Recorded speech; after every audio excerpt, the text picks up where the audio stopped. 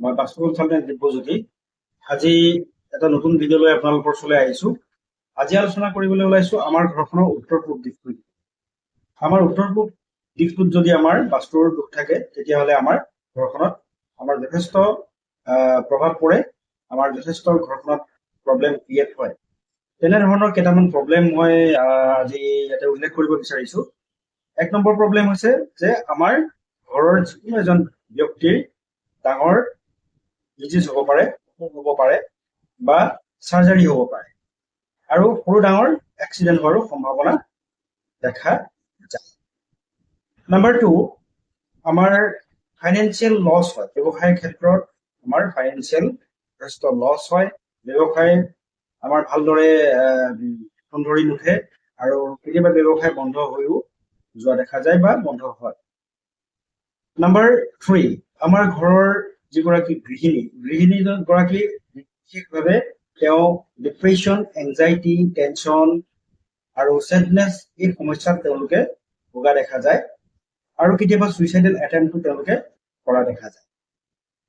আৰু এটা কথা, আমাৰ মহিলাসকলৰ ক্ষেত্ৰত প্ৰেগনেঞ্চিৰ প্ৰব্লেম হ'ব পাৰে বা কনচিভ তেওঁলোকৰ নহয় বা মিছকেৰিয়েজ হ'ব পাৰে, বা যদি চাইল্ড বাৰ্থ হয়, চাইল্ড বাৰ্থ হলে সেই চাইল্ড হেণ্ডিকেপ বা মেণ্টেলি তেওঁলোকে ৰিটাৰ্ডেড চাইল্ড বাৰ্থ হ'ব পাৰে। গতিকে আমাৰ উত্তৰ পূব দিশৰ পৰা এইটো এটা ডাঙৰ সমস্যা। যদি আমাৰ উত্তৰ পূব দিশটো আমাৰ বাস্তুসন্মত নহয় বা আমাৰ যদি উত্তৰ পূবৰ যথেষ্ট বাস্তুৰ তেনেকুৱা ডিফেক্টছ থাকে, আৰু লগতে আমাৰ যিসকল চাকৰি প্ৰাৰ্থী থাকে বা যিসকলে চাকৰি কৰি আছে তেওঁলোকৰো প্ৰমোচনৰ ক্ষেত্ৰত বিলম্ব হোৱা দেখা যায় বা চাকৰি পোৱাৰ ক্ষেত্ৰত বিলম্ব হোৱা দেখা যায়।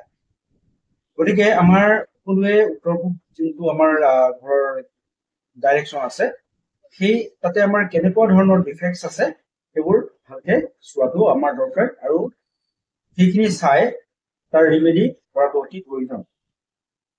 গতিকে এতিয়া মই এই যিখিনি মই সমস্যা উত্তৰ পূবৰ পৰা হ'বলগীয়া সমস্যাখিনি মই আপোনালোকৰ ওচৰত ব্যক্ত কৰিলো।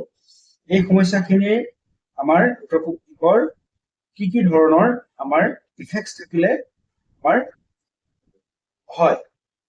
নাম্বাৰ 1, আমাৰ যদি তাতে টয়লেট থাকে, উত্তৰ পূব দিশত যদি আমাৰ টয়লেট থাকে, উত্তৰ পূব দিশত যদি আমাৰ চেফটি টেংক থাকে, উত্তৰ পূব দিশত যদি আমাৰ অভাৰহেড টেংক থাকে, উত্তৰ পূব দিশত যদি আমাৰ ষ্টেয়াৰকেছ থাকে, উত্তৰ পূব দিশত যদি আমাৰ গাৰ্বেজ থাকে, গতিকে এই যিখিনি মই আপোনাৰ ডিফেক্টছ মই ক'লো, এইখিনি যদি আপোনাৰ ঘৰখনত যদি উত্তৰ পূব কোণত যদি আছে, আপোনালোকে অতি সোনকালে ইয়াৰ মুক্তি কৰাব, বা পৰাপক্ষত বিশেষকৈ চেফটি টেংক, অভাৰহেড টেংক, এইকেইটা আপোনালোকে তাৰ পৰা পাৰিলে আপোনালোকে আঁতৰাই নিব বা ডেষ্ট্ৰয় কৰি